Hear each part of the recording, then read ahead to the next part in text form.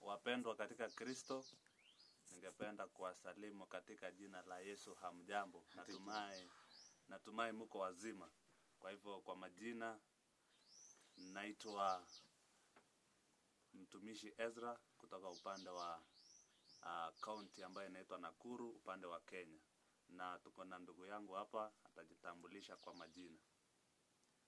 Wapendwa katika Kristo, ningependa kuwasalimu. Hamjambo? Hatujambo. Kwangu majina ni Cheriot Yegon Harrison kutoka upande wa Nakuru, Kenya. Leo hii tungependa kujadili moja kwa moja kuhusiana na masuala ambayo imekuwa changamoto katika kanisa letu la Kiadventista, ambapo wengi wanajiuliza, je, ukweli ni upi na tunaelekea katika siku za mwisho? Je, Mungu ni nani? Na vitu vingine ambavyo tutaweza kujadiliana hapo mbeleni. Naam. Na kabla ya kuanza, ningependa tuweze kupata ombi na tuamini na tuombe. Mtakatifu Baba uishie milele, ni asubuhi njema ambayo tumeweza kuja miguuni pako. Asante kwa ulinzi na afya njema ambayo tumeweza kutujalia. Bwana, tunakuomba ili uweze kuwa pamoja nasi tunapoingia katika mafundisho haya. Uweze kutuongoza, na wale wote watakaopata ujumbe huu katika dunia kote, uweze kuwajalia, uweze kuongoza na uweze kuwapatia waweze kuelewa. Bwana, nakuomba ili uwepo wako pamoja nasi, uweze kutuongoza hadi tamati.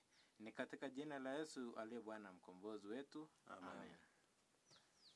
Kwa hivyo ningependa tuzungumzie kuhusu swala la mafundisho kuhusu Utatu Mtakatifu.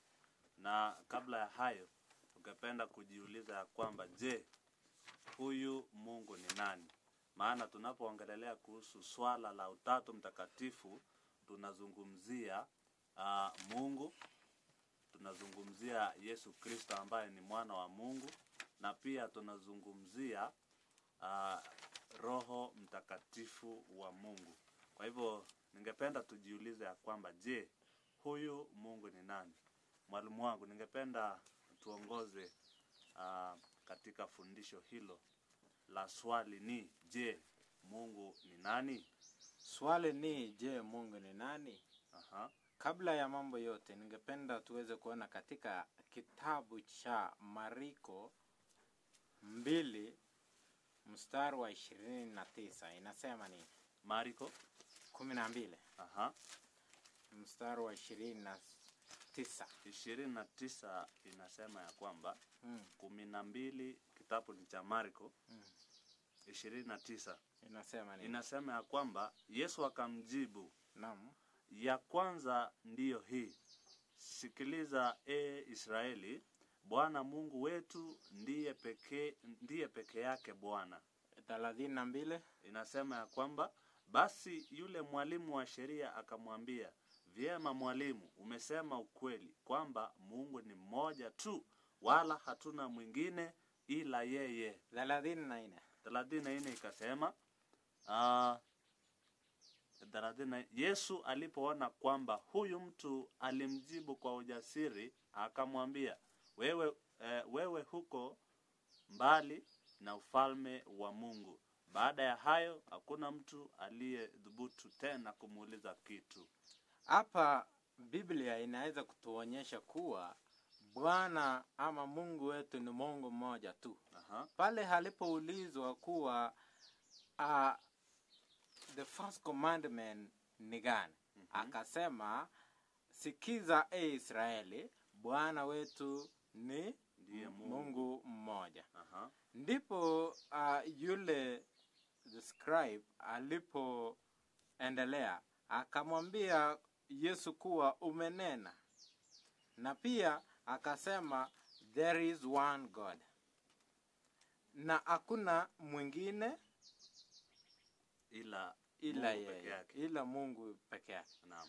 Na pale Yesu akamwambia, uko mbali na ule uzima wa milele. Tungependa kuona uzima wa milele ndio nini? Aha. Ndipo hapa Yesu anapoelezea kuwa Mungu ni mmoja, Aha.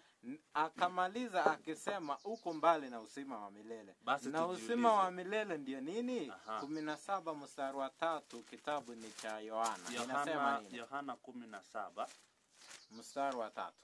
Aha, 17 mstari wake ni wa 3. Ikasema ya kwamba 17 Yohana mstari wake ni wa 3 inasema, na uhai wa milele ndio huu, kukujua wewe uliye peke yako Mungu wa kweli, na kumjua Yesu Kristo uliyemtuma. Na uzima wa milele sasa ndio huu. Yesu alimwambia uko mbali na uzima wa milele.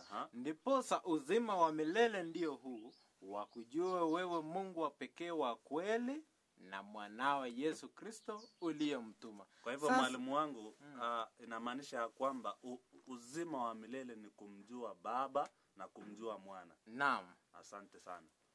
Sasa ningependa tuulize vitabu ama tuulize Biblia.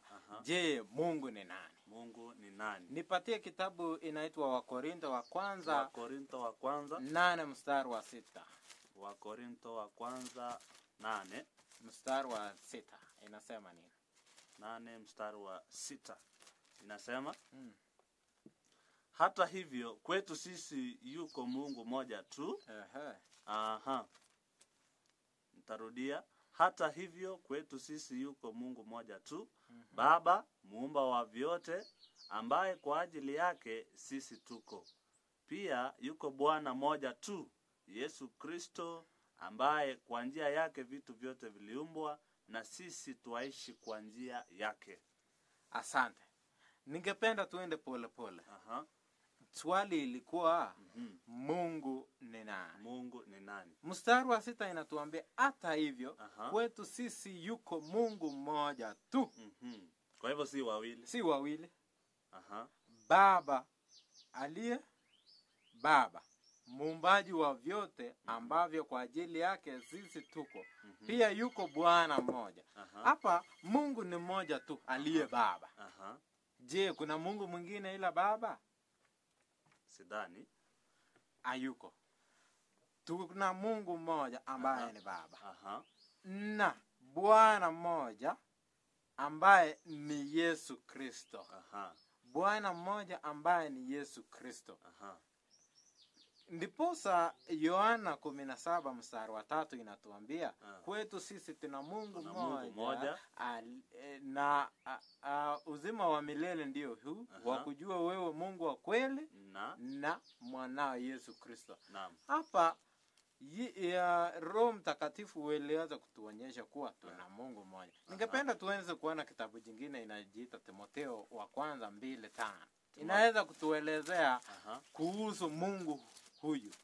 Tuna Mungu wangapi? Hiyo ni swali, Mungu wangapi? Maana katika utatu wanasema tuna Mungu Baba, tuna Mungu Mwana na tuna Mungu Roho Mtakatifu. Mungu watatu. Mungu watatu katika moja. Hata si umoja, katika moja. Katika moja. Kando na Biblia ambayo inasema wako na umoja, si moja. Kwa hivyo Timotheo wa kwanza 2 mstari wa 5 inasema nini? 2 mstari wa 5 ikasema,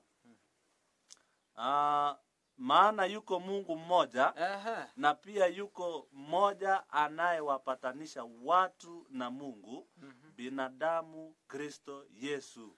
Maana yuko Mungu mmoja, si wawili, na mpatanishi ambaye anapatanisha wanadamu na Mungu, ambaye ni binadamu Yesu Kristo.